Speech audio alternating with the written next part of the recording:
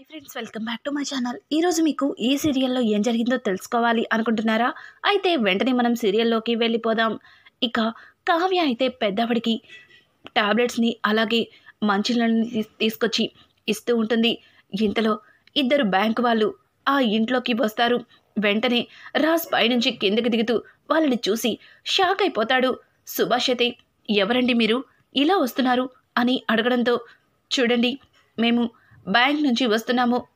మీ నాన్నగారు సీతారామయ్య గారు మా బ్యాంకుకి 100 కోట్ల ష్యూరిటీ సంతకాన్ని పెట్టారు, దాని గురించి అని అంటుంటే రాజ్ గబగబా వచ్చేసి, దాని గురించే కదా నేను మాట్లాడతాను, మీరు వెళ్ళండి, నేను బ్యాంక్ వచ్చి మాట్లాడతాలే అని చెప్పి ఇక రాజ్ అయితే వాళ్ళని వెళ్ళిపోమంటుంటే, ఏంటి వెళ్ళేది, మీకు వారం రోజులు గడువిచ్చాము, కానీ మీరు ఇచ్చిన గడువుని పట్టించుకోకుండా అసలు బ్యాంకుకి ఎట్లాంటి రెస్పాన్స్ లేకుండా ఉంటే దాన్ని చూస్తూ మేము ఎలా వదిలేస్తామనుకుంటున్నారు?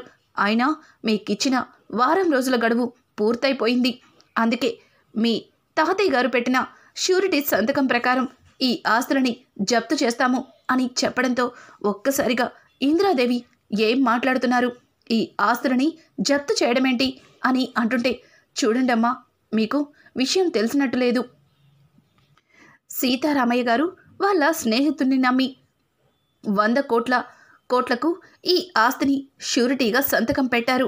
మరి ఆయన లోన్ తీసుకున్న ఆయన భూమి మీదే లేరు. ఇక ష్యూరిటీ పెట్టిన ఆయన కూడా ఇప్పుడు మాట్లాడడానికి లేదు. అందుకే ఈ ఆస్తిని జప్తు చేస్తున్నాం. మీ మనవడికి ఆల్రెడీ విషయమంతా చెప్పాం అని చెప్పడంతో ఒక్కసారిగా రుద్రాణి, అమ్మో అమ్మో, అయిపోయింది, అంతా అయిపోయింది, ఈ ముసలోడు నన్ను నా కొడుకుని నడి రోడ్డు మీద నిలబెడతాడని ఊహించాను, ఇప్పుడు అదే జరుగుతుంది అని చెప్పి ఇక రుద్రాణి అయితే సీతారామయ్యని గౌరవం లేకుండా తన నోటికి వచ్చినట్టు మాట్లాడుతూ ఉంటే, ఇందిరాదేవి, రుద్రాణి, ఏం మాట్లాడుతున్నావు? ఆయన నా భర్తని మర్చిపోయినట్టున్నావు. ఈ ఇంటికి పెద్ద, అట్లాంటి మనిషికి గౌరవం లేకుండా మాట్లాడుతున్నావేంటి? ఇంకేం గౌరవం, నా బొంద గౌరవం. ఈ ముసలోడు ఒక్క మాట కూడా చెప్పకుండా ఆస్తి మొత్తాన్ని ఎవడికో ష్యూరిటీగా పెట్టేశాడు. ఇక మా చేతిలో చిప్పే మిగిల్చాడు. ఇదిగో ధాన్యలక్ష్మి, ముందు నుంచి నేను చెప్తానే ఉన్నాను, ఆస్తిని భాగాలు చెయ్యమని, మన వాటా మనకి పడేమని. చూసావుగా ఇప్పుడు ఎంత పని చేశాడు ముసలోడు అని చెప్పి ఇక రుద్రాణి అయితే తన నోటికి వచ్చినట్టు ధాన్యలక్ష్మి దగ్గర వాగుతుంది. ధాన్యలక్ష్మి కూడా, ఇంటికి పెద్ద అయినా అంటూ చివరికి మమ్మల్ని నడి బజార్లో నిలబెట్టారు అని చెప్పి ధాన్యలక్ష్మి మాట్లాడుతూ ఉంటే ఇక ప్రకాశం అయితే, ధాన్యం, ఏం మాట్లాడుతున్నావు, ఏంటి మాట్లాడేది, మీరు ఎలాగో మాట్లాడరు, కనీసం నన్నన్నా మాట్లాడనివ్వండి, చిల్లి గవ్వ కూడా లేకుండా బయట అడుగు పెడితే మీకేమో ఏమీ చేతనవదు, మీ కొడుకేమో ఆటో నడుపుతున్నాడు, ఒక్కసారి కూడా కోడల్ని ఇంటికి తీసుకురాలేదు, తనకి ఇవ్వవలసిన మర్యాదని ఇవ్వలేదు, ఇప్పుడు మనిద్దరం వెళ్తే కనీసం అది గుమ్మంలో కన్నా రాణిస్తుందో లేదో, నిన్ను నన్ను ఇక కళ్యాణే ఆటో నడుపుతూ పోషించాల్సి వస్తుంది. ఇలా జరుగుతుందని ఊహిస్తూనే ఉన్నాను. అందుకే నా ఆస్తిని నాకు ఇవ్వమని ఎంతగానో మొత్తుకున్నాను. కానీ ఎవ్వరూ కూడా నా మాట పట్టించుకోలేదు. పైగా ఆస్తి మొత్తాన్ని ఈ కావ్య పేరుకి మార్చి మరొక తలనొప్పిని తెచ్చిపెట్టారు అని చెప్పి రుద్రాణి అలాగే ధాన్యలక్ష్మి మాట్లాడుతూ ఉంటే, రుద్రాణి అయితే, ఇప్పటికైనా ఏమైపోయింది ధాన్యలక్ష్మి, మనకి రావాల్సిన భాగాన్ని మనం రప్పించుకునే వరకు ఈ ఆస్తిని జప్తు చేయడానికి వీల్లేదు. పైగా ఇప్పుడే మా వాటా మాకు ఇవ్వకపోతే పోలీస్ స్టేషన్కి వెళ్ళి కేసు పెడతాం, కోర్టు దాకా వెళ్తాం అని చెప్పి రుద్రాణి ధాన్యలక్ష్మి మాట్లాడుతున్న మాటలకి ఒక్కసారిగా ఇందిరాదేవి, అమ్మా, నా భర్త మీద కేసు పెడతారా? ఈరోజు ఈ కోట్ల ఆస్తిని సంపాదించి ఉలుకు పలుకు లేకుండా ఒక సజీవంగా పడి ఉన్న మనిషి మీద కేసులు పెడతా అంటున్నారు. ఇట్లాంటి వలన నమ్మి ఇన్ని రోజులు నేను ఈ ఇంట్లో ఇలాంటి వాళ్ళతోనో కలుసున్నది అని చెప్పి ఇక ఇందిరాదేవి గుండె పట్టుకుని అక్కడికక్కడే కుప్పగూలుతుంటే, వెంటనే కావ్య, అమ్మమ్మ గారు, ఒక్కసారి మీరు ఇలా వచ్చి కూర్చోండి, ఏమండి అని చెప్పి ఇక బాటిల్తో తెచ్చిన నీళ్ళని తీసుకుని కావ్య అయితే ఇందిరాదేవికి పడుతుంది. అమ్మమ్మగారు, మీరు టెన్షన్ పడకండి, అసలు వీళ్ళెవరో ఏంటో అంతా నేను మాట్లాడతాను, ముందు మీరు ఈ మంచినీళ్ళు తాగండి, ఇదిగో ఈ టాబ్లెట్ వేసుకోండి అని చెప్పి ఇక అమ్మమ్మ గారికి టాబ్లెట్ని ఇచ్చి ప్రశాంతంగా అక్కడ కూర్చోపెడుతుంది.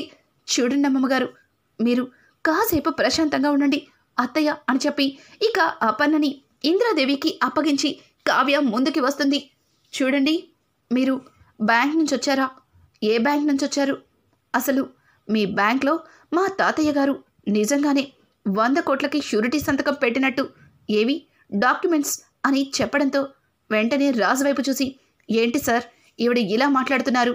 మీ తాతయ్య గారు 100 కోట్ల షూరిటీ సంతకం పెట్టారని, వాటిని వారం రోజుల్లో నేను తీసుకొచ్చి మీకు కడతానని మీరు కూడా డాక్యుమెంట్స్ మీద సంతకాలు పెట్టారు కదా, మరి ఏవిడేంటి ఇలా మాట్లాడుతున్నారు అని అంటూ ఉంటే ఇక రాజైతే, ఏయ్ కళావతి, నీకేమన్నా మతిపోయిందా? వాళ్ళు బ్యాంకు వాళ్ళని చెప్తున్నారు కదా అని అంటుంటే, అవునండి వాళ్ళు బ్యాంకు వాళ్ళే, నేను కూడా కాదనట్లేదు కదా, మరి బ్యాంకు నుంచి వచ్చిన వాళ్ళు తాతయ్య గారు పెట్టిన షూరిటీ సంతకాలని ఆ అగ్రిమెంట్ని చూపించాలి కదా, ఎక్కడ ఉన్నాయి అని అడగడంతో దానికి బ్యాంకు వాళ్ళు తడబడుతూ ఒకరినొకరు చూసుకుని రాజ్ సంతకం పెట్టిన అగ్రిమెంట్స్ని చూపిస్తారు. అది చూసిన కావ్య, నేను అడిగింది ఈయన సంతకం పెట్టింది కాదు, తాతయ్య గారు సంతకాలు పెట్టిన అగ్రిమెంట్స్, అవి ఎక్కడ ఉన్నాయి?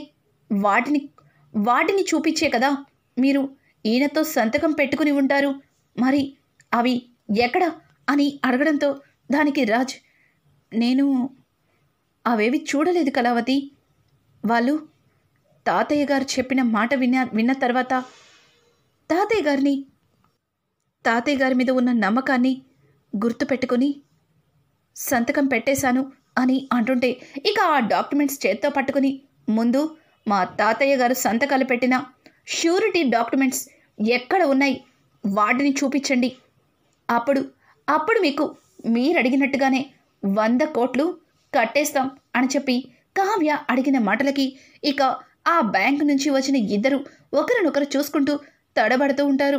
అర్థమైంది, మీరు ఏ బ్యాంక్ నుంచి రాలేదని, మిమ్మల్ని ఎవరు పంపించారు? ఇదిగో ఈ రాహులా లేక ఈ రుద్రాణినా అని అంటుంటే ఇక రుద్రాణి ముందుకి వచ్చి, షటప్ కావ్య, డబ్బు కావాలంటే అడిగి తీసుకుంటాను, ఆస్తిలో నా భాగం నాకు రావాలి అంటే కోర్టు మెట్లెక్కుతాను, అంతేగాని ఇట్లా అబద్ధాలాడి నాటకాలాడాల్సిన అవసరం నాకు లేదు అని ఇక రుద్రాణి అయితే కావ్యతో అంటుంది. ఇక రాజైతే, అంటే వీళ్ళిద్దరూ నిజంగా బ్యాంక్ నుంచి వచ్చిన వాళ్ళు కదా అని అడగడంతో దానికి కావ్య, మీకింకా అర్థం కాలేదా? వీళ్ళిద్దరూ ఏ బ్యాంక్ నుంచి రాలేదు, కావాలని తాతయ్య గారి పేరుని అడ్డం పెట్టుకుని 100 కోట్లు తీసుకెళ్తానికి వచ్చారు. ఆగండ్రా, మీ పని చెప్తాను, ఇప్పుడే పోలీసుల్ని పిలిపిస్తాను, మీ బ్యాంక్ ఏంటో మీ వ్యవహారమేంటో అంతా బయట పెడతాను అని చెప్పి ఇక రాజ్ ఇద్దరిని పట్టుకుంటే ఇద్దరు కూడా, ప్లీజ్ మీకు దండం పెడతాను, మమ్మల్ని వదిలిపెట్టండి, ఇదంతా చేసింది మేం కాదు, వదిలిపెట్టండి అని అంటుంటే, ఏంటి ఇదంతా చేసింది మీరు కాదా? అయితే మీ వెనక నుంచి చేయిస్తున్న వాళ్ళు ఎవరు చెప్తారా లేదా అని చెప్పి కావ్య వాళ్ళని గట్టిగా నిలతేయడంతో వాళ్ళు అది అని చెప్పి ఇక తడబడుతూ అక్కడి నుంచి రాజ్ చేతిలోంచి తప్పించుకొని పరుగులు తీస్తారు.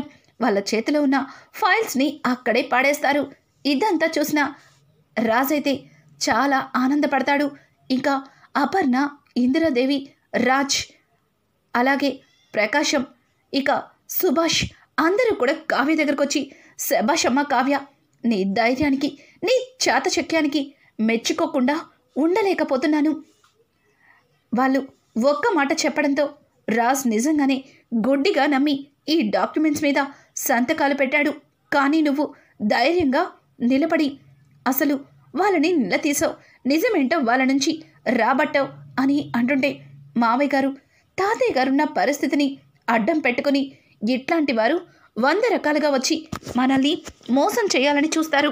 అయినా మీరేంటండి ఇంత చదువుకున్నారు, పైగా లండన్లో మీ చదువుని కంప్లీట్ చేసి మరీ వచ్చారు, మీ చదువు ఇంతేనా, మీ తెలివితేటలు ఇంతవరకేనా అని చెప్పి కావ్య అయితే రాజ్ని నిలదీస్తూ ఉంటే రాజ్ మౌనంగా ఒక్క మాట కూడా చెప్పకుండా తనలో తను భయపడుతూ అలాగే చూస్తూ ఉండిపోతాడు.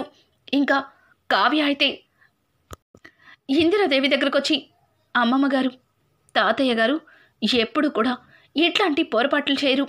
ఇలా తాతయ్య గారు నిజంగా షూరిటీగా మన ఆస్తిని చూపిస్తే ఖచ్చితంగా ఆస్తి మొత్తాన్ని ఇలా దారదత్తం చేయడానికి అన్ని విధాలుగా ఈ కుటుంబం సహకరిస్తుంది.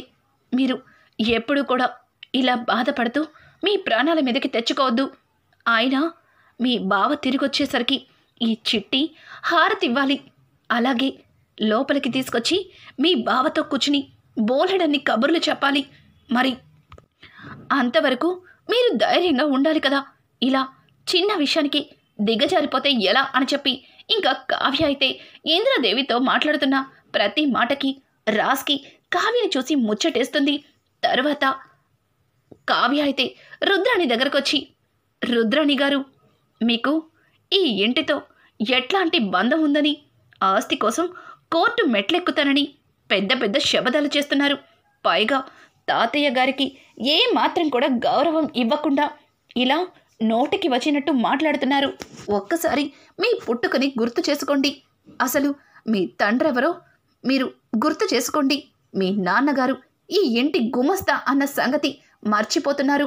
ఆయన ఈ ఇంటి కోసం కష్టపడిన కష్టానికి ప్రతిఫలంగా మిమ్మల్ని ఆయన కన్న కూతురుగా పెంచి పెద్ద చేసి ఈ రోజుకి కూడా పెళ్లి చేసి అత్తగారింటికి వెళ్ళిపోయినా మీరు తిరిగి మళ్ళీ ఇదే ఇంట్లో తిష్ట వేసి నీ కొడుకు కోడలతో సహా ఈ ఇంటి మీద పడి తింటున్నారని ఈ ఇంట్లో వాళ్ళు ఏ రోజు మిమ్మల్ని వేలెత్తి చూపించలేదు. కానీ మీరు మాత్రం ఈ కుటుంబాన్ని బాధ పెడుతూ ఈ కుటుంబంలో ఉన్న వాళ్ళ మనశ్శాంతుల్ని దూరం చేస్తూ ఇష్టం వచ్చినట్టు ప్రవర్తిస్తున్నారు. ఇంకొకసారి ఈ విషయంలో మీరు ఏ మాత్రం నోరు జారినా ఇంట్లో ఎవ్వరాపినా ఆగేదే లేదు. ఈ కావ్యని ఇంతవరకు ఒకవైపే చూశారు, రెండో వైపు సరిగా చూడలేదు అని చెప్పి తన చేతి గాజులని పైకంటూ చీర కొంగుని బిగిస్తుంటే పక్క నుంచి రాహుల్, మమ్మీ, ఆ కావ్య గురించి మనకి అంతా తెలుసు. అనవసరంగా దాని నోట్లో నోరు పెట్టి ఇలా అందరి ముందు తన్నులు తినడం అవసరమా? రా మమ్మీ, వెళ్ళిపోదాం ఇక్కడి నుంచి అని చెప్పి ఇక రాహుల్ అయితే రుద్రాణిని అక్కడి నుంచి తీసుకెళ్ళిపోతాడు. ఇక ధాన్యలక్ష్మి దగ్గరకు వచ్చి, ఏవండి ధాన్యలక్ష్మి గారు, మాట్లాడితే ఆస్తిని ముక్కలు చేయండి, నా కొడుక్కి భాగం ఇవ్వండి. అక్కడ నా కొడుకు నానా కష్టాలు పడుతున్నారని ఇంట్లో ఆ రుద్రాణి గారు చెప్పిన మాటలు విని నానా రభస చేస్తున్నారు. అసలు మీకు కళ్యాణ్ గురించి ఏం తెలుసని అలా మాట్లాడుతున్నారు? అసలు కళ్యాణ్ ఇంత ఆస్తిని ఈ కుటుంబాన్ని వదిలి ఎందుకు వెళ్ళిపోయాడో మీకు తెలీదా? కేవలం మిమ్మల్ని మీకు భయపడే కళ్యాణ్ ఇక్కడి నుంచి వెళ్ళిపోయాడు. ఇంకొక మాట, ఇంత గొడవ చేసి ఈ కుటుంబాన్ని రచ్చకీడ్చి ఆస్తిని ముక్కలు చేసి తీసుకెళ్ళి కళ్యాణ్ చేతిలో పెడితే కళ్యాణ్ ఒప్పుకొని ఆస్తిని తీసుకొని మిమ్మల్ని నెత్తి మీద పెట్టుకుంటాడని అనుకుంటున్నారా? ఈ ఆస్తి కళ్యాణ్ కాలి గోటితో సమానం. కళ్యాణ్ ఈ ఆస్తులు వద్దని ఈ కుటుంబాన్ని వదిలి మిమ్మల్ని వదిలి వెళ్ళిపోయాడు. తనకి ప్రేమలు అభిమానాలు కావాలి. తన కాళ్ళ మీద తను స్వయం కృషితో నిలబడాలని వెళ్ళాడు. అట్లాంటి వ్యక్తి గురించి మీరు నలుగురు దగ్గర ఆస్తి ఆస్తి అని మీ కొడుకు పరువు తీయద్దు, మీకు పుణ్యం ఉంటుంది అని చెప్పి ఇక కావ్య అయితే మొదటిసారి అందరి ముందు గొంతెత్తి రుద్రానికి అలాగే ధాన్యలక్ష్మికి మామూలుగా వార్నింగ్ ఇవ్వదు. ఇక ప్రకాశం అయితే, అమ్మ కావ్య, ఇప్పటికే మీ చిన్నత్త పెట్టిన గడ్డిని మెయ్యలేక పక్కన మూటలు కట్టుకుంది. ఆ మూటలు కట్టుకున్న గడ్డి మేసే వరకు చాలమ్మా, చాలిక, నడు, ఇంకా పెట్టాలా ఏంటి, వెళ్ళిక్కడి నుంచి అని చెప్పి ఇక ప్రకాశం అయితే ధాన్యలక్ష్మిని కసురుకొని అక్కడి నుంచి పంపించేస్తాడు. ఇంకా ధాన్యలక్ష్మి వెళ్ళిపోయిన తర్వాత కావ్య ప్రకాశంతో, చిన్న మావయ్య, చిన్నత్తయ్యతో నేను అలా మాట్లాడి ఉండకూడదు, కానీ ఇంట్లో పరిస్థితుల ప్రభావం వల్ల అలా మాట్లాడవలసి వచ్చింది అని అంటుంటే దానికి ప్రకాశం, అమ్మ కావ్య, ఎలాగో దానికి నేను భయం చెప్పలేకపోతున్నాను, దాని నోరుని ముయ్యించలేకపోతున్నాను, కనీసం నువ్వు చెప్పెట్టిన గడ్డి వల్లేనా దానికి బుద్ధొస్తే అదే నాకు సంతోషం అని చెప్పి ఇంకా ప్రకాశం అయితే కావ్యతో మాట్లాడతాడు. ఇదంతా ఇలా ఉండగా ఇందిరాదేవి అపర్ణ కావ్య దగ్గరకొచ్చి అందుకే మీ తాతయ్య గారు ఈ యావదాస్తికి నిన్ను వారసురాల్ని చేశారు. అలాగే ఈ కుటుంబ బాధ్యతల్ని నీ చేతిలో పెట్టారు. ఆయన ఇంత పెద్ద నిర్ణయాన్ని ఎందుకు తీసుకున్నారా అని ఒక చిన్న ఆలోచన ఏదో ఒక మూల తిరుగుతూ ఉండేది. కానీ ఈరోజు అన్ని విధాలుగా ఆ ఆలోచనలన్నీ పోయాయి. నిన్ను చూస్తుంటే నాకు చాలా ముచ్చటేస్తుంది. నాకు నిన్ను చూస్తుంటే చాలా గౌరవంగా ఉంది అని చెప్పి ఇక ఇందిరాదేవి అయితే కావ్యని ముద్దులాడి అక్కడి నుంచి లోపలికి వెళ్తుంది. ఇక అపర్ణ అయితే కావ్యని చూసి, రే ఈడియట్, ఇప్పటికైనా నీ పెళ్ళాన్ని చూసి బుద్ధి తెచ్చుకో. నీ ఈగోలన్నీ పక్కన పెట్టి భార్యని ఎలా చూసుకోవాలో నేర్చుకో అని చెప్పి అక్కడి నుంచి అపర్ణ కూడా వెళ్ళిపోతుంది. ఇదంతా ఇలా ఉండగా కావ్య రాజ్ని చూసి అక్కడి నుంచి వెళ్ళిపోతుంది. ఇంకా రాజ్ కావ్య మాట్లాడిన ప్రతి మాటని గుర్తు చేసుకొని తనలో తను ముసిముసి నవ్వులు నవ్వుకుంటాడు. ఇంకా కావ్య ఇంత పెద్ద ప్రాబ్లం నుంచి ఇంత ఈజీగా వాళ్ళని బయట పడేసింది. ఫేక్ వాళ్ళని చాలా ఈజీగా పట్టుకుంది. అలాగే నానమ్మకి ఎంత బాగా ధైర్యం చెప్పింది. ఇంకా పిన్నికి అత్తకి నోరెత్తనివ్వకుండా చేసింది. ఇంత మంచి కళావతిని నేనెందుకు అర్థం చేసుకోలేకపోతున్నాను, అసలు తన మనసుని ఎందుకు బాధ పెడుతున్నాను అని చెప్పి రాజైతే కావ్య గురించి ఆలోచిస్తూ నా కుటుంబం కోసం నా కోసం ఇంత చేసిన కళావతికి కనీసం థ్యాంక్స్ కూడా చెప్పలేదు. తనని నా సూటిపుటి మాటలతో చాలా బాధ పెట్టాను అని చెప్పి రాజ్ తన మనసులో అనుకుంటున్నానని అన్ని మాటలు పైకే అనేస్తాడు. ఇక అక్కడే ఉన్న స్వప్న రాజ్ మాటలన్నీ విని నవ్వుతూ, రాజ్, నీ మనసులో కావ్య మీద చెప్పలేనంత ప్రేమ ఉంది. కానీ నీ ఈగోలు అడ్డం వచ్చి వాటిని చూపించలేకపోతున్నావు. ఇప్పటికైనా నీ ఈగోలు కోపాలు పక్కన పెట్టి కావ్యతో ప్రేమగా ఉండు. ఖచ్చితంగా కావ్య నిన్ను అర్థం చేసుకుంటుంది అని అంటుంటే, అది కాదు స్వప్న, అది అని అంటుంటే నాకు అర్థమైంది రాజ్, నీ ఇబ్బంది ఏంటో తెలుస్తుంది. చూడు, ముందు కావ్య దగ్గరికెళ్ళి థ్యాంక్స్ చెప్పు. తర్వాత తనతో కలిసి సరదాగా ఏదన్నా రెస్టారెంట్కి వెళ్ళు. ఖచ్చితంగా కావ్య నీ ప్రేమని అర్థం చేసుకుంటుంది. జరిగినవన్నీ మర్చిపోతుంది. మళ్ళీ ఈ ఇద్దరు మునుపటిలాగా సంతోషంగా ఉంటారు అని చెప్పి స్వప్న అయితే ఇంకా రాజ్కి చెప్పడంతో, అంతేనంటావా? అయితే ఇప్పుడే వెళ్ళి కళావతికి థ్యాంక్స్ చెప్తాను.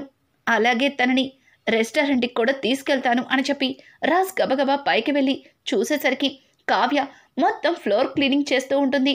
అలా ఫ్లోర్ క్లీనింగ్ చేస్తున్న కావ్యని చూసిన రాజ్, కళావతి, అయ్యో కళావతి అని అనడంతో ఒక్కసారిగా కావ్య ఉలిక్కి పడి వెనక్కి తిరిగి చూస్తుంది. అలా తిరిగేటప్పటికి తన కాలు కొంచెం స్లిప్ అయ్యి వెనక్కి పడిపోతుంటే రాజ్ వచ్చి పట్టుకుంటాడు. అలా ఇద్దరు ఒకరి మీద ఒకరు పడతారు. ఇంకా రాజ్ వెంటనే తన బట్టల్ని సర్దుకున్నట్టుగా చేసి కావ్యని లేపి, ఏయ్ చూసుకోవద్దా, ఇలా పడిపోతావా మీద అని చెప్పి కోపంగా మాట్లాడుతూ మళ్ళీ గుర్తు చేసుకుని, లేదు నువ్వు సడన్గా పడిపోయావు, నీకెన్నా దెబ్బలు తగిలితే కాస్త జాగ్రత్తగా ఉండాలి కదా అని చెప్పి మళ్ళీ తనకి జాగ్రత్తలు చెప్తున్నట్టు మాట్లాడతాడు. ఇదంతా చూస్తున్న కావ్య, ఈయన నాకు థ్యాంక్స్ చెప్పడానికి వచ్చినట్టున్నారు, కానీ ఈయన థ్యాంక్స్ చెప్పడానికి ఈగో అడ్డం వస్తున్నట్టుంది అని చెప్పి కావ్య తన మనసులో అనుకుంటూ మళ్ళీ పని చేసుకుంటూ, ఇంతకీ నన్నెందుకు పిలిచారు, నా కోసం ఎందుకు వచ్చారు అని అంటుంటే, అది కాదు, నువ్వు ఒక్కదానివే కష్టపడి ఇంత పని చేస్తున్నావు, నీకు హెల్ప్ చేయడానికి వచ్చాను, చెప్పు ఏం చేయాలో అని అడగడంతో, ఏంటి మీరు నాకు హెల్ప్ చేయడానికి వచ్చారా, ఇదంతా నిజమేనా అని అంటుంటే, అయ్యో నిజమే, కావాలంటే నువ్వు చెప్పు ఏం చేయమంటావు, ఇట్టే చేసేస్తాను అని చెప్పి చిటికలు వేస్తూ రాజ్ చెప్తుంటే, సరే అయితే ఇదిగో ఈ సీలింగ్ మొత్తం క్లీన్ చెయ్యాలి తర్వాత అని అంటుంటే, వెయిట్ ముందు ఇది మొత్తం క్లీన్ చేసేస్తాను, తర్వాత మాట్లాడుకుందాం అని చెప్పి తన చేతిలో ఉన్న బూజుకర్రని తీసుకుని అదంతా క్లీన్ చేస్తూ ఉంటాడు. ఇక రాజ్ అలా క్లీన్ చేస్తూ, కళావతి, నీతో ఒక విషయం మాట్లాడాలి, నీతో ఒక విషయం చెప్పాలి అని అంటుంటే కావ్య తనలో తను చిన్నగా నవ్వుకుంటూ, ఏంటి, నాతో ఒక విషయం చెప్పాలా? ఏం చెప్పాలి? చెప్పండి, పర్వాలేదు, వింటాలే అని అంటుంటే, వింటావా? అయితే చెప్తాను అని చెప్పి ఇంకా రాజ్ వెంటనే ఆ బూజుకర్రని పక్కకి పడేసి ముందుకి అడుగు వేస్తాడు. అలా వేయడంతో ఉన్నట్టుండి తాను కూడా బోర్లా పడిపోతాడు. అలా పడిపోవడంతో కావ్య, రాజ్ ఒకరి మీద ఒకరు పడిపోతారు. అలా పడిపోతూ ఒకరి కళ్ళల్లో ఒకరు చూసుకుంటూ ఉంటారు. సడన్గా అదే టైంలో అక్కడికి ధాన్యలక్ష్మి ఇంకా రుద్రాణి వస్తారు. వాళ్ళిద్దరిని చూసిన ధాన్యలక్ష్మి, రుద్రాణి షాక్ అయిపోతారు. రుద్రాణి అయితే, ఏంటి వీళ్ళిద్దరూ ఇలా ఉన్నారు అని చెప్పి ధాన్యలక్ష్మి అంటుంటే, ఇక రుద్రాణి అయితే, ఇంకా అర్థం కాలేదా ధాన్యలక్ష్మి?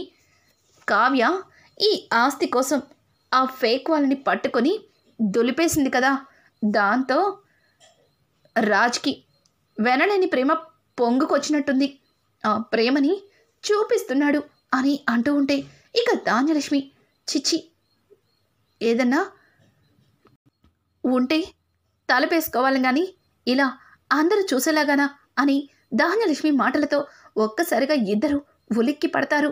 ఇంకా కావ్య అయితే రాజ్ని దూరంగా గెంటి లేచి, చిన్నతయ్య, మీకేమైనా కావాలా అని అంటూ ఉంటే, ఏమన్నా కావాలంటే నేను కిచెన్లోకి వెళ్ళి తీసుకుంటాను, పనిమాల నీ బెడ్రూమ్లోకి వచ్చి అడుగుతానా ఏంటి? అయినా ఇట్లాంటివేమన్నా ఉంటే తలుపు వేసుకోవాలి కానీ ఇలా నలుగురికి కనిపించేలాగా ఏంటిది? చి చి పాడు, ఇది ఉమ్మడి కుటుంబం, ఇందులో ఎంతోమంది ఉంటారు, మీరు ఆ మాత్రం చూసుకోవద్దా అని చెప్పి రుద్రాని, ధాన్యలక్ష్మి ఇద్దరూ కూడా కావాలని కావ్యని అలాగే రాజ్ని వేలెత్తి చూపిస్తున్నట్టు మాట్లాడి అక్కడి నుంచి వెళ్ళిపోతారు. ఇక కావ్య అయితే, ఏంటండి ఇది, చూడండి మీ పిన్ని అలాగే మీ అత్త ఎలా మాట్లాడారో, ఇదంతా మీ వల్లే. ఎంచక్క ప్రశాంతంగా పని చేసుకుంటుంటే నా పని మొత్తాన్ని చెడగొట్టి అంత నాశనం చేశారు, ఛీ పోండి అని చెప్పి కావ్య అక్కడి నుంచి వెళ్ళిపోతుంటే, ఏ కళావతి, ఆగు అని చెప్పి రాజ్ అయితే కావ్యని ఆపడానికి ప్రయత్నిస్తాడు. ఇంకా రాజ్ మనసులో ఉన్న ప్రేమని కావ్యకి చెప్పి కావ్యతో రాజ్ దగ్గరవుతాడా? అలాగే రానున్న ఎపిసోడ్స్ అయితే మరింత ఇంట్రెస్టింగ్గా మారిపోతున్నాయి. ఈ వీడియో మీకు నచ్చినట్టయితే లైక్ చేసి సబ్స్క్రైబ్ చేసుకోవడం మాత్రం మర్చిపోకండి. Thanks for watching. Hi friends, welcome back to my channel. ఈరోజు మీకు ఈ సీరియల్లో ఏం జరిగిందో తెలుసుకోవాలి అనుకుంటున్నారా? అయితే వెంటనే